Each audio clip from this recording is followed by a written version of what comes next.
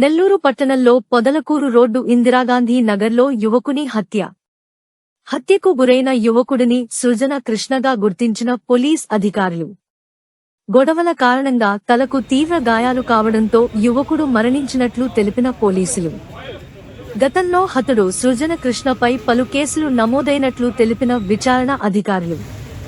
కేసును పలు కోణాలలో దర్యాప్తు చేస్తున్నట్లు తెలిపిన విచారణ అధికారులు.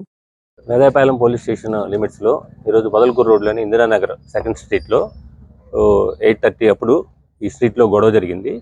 ఈ గొడవ జరిగినప్పుడు సుజన్ కృష్ణ అనే అతనికి దెబ్బలు తగిలి హెడ్ ఇంజరీతో చనిపోయాడు.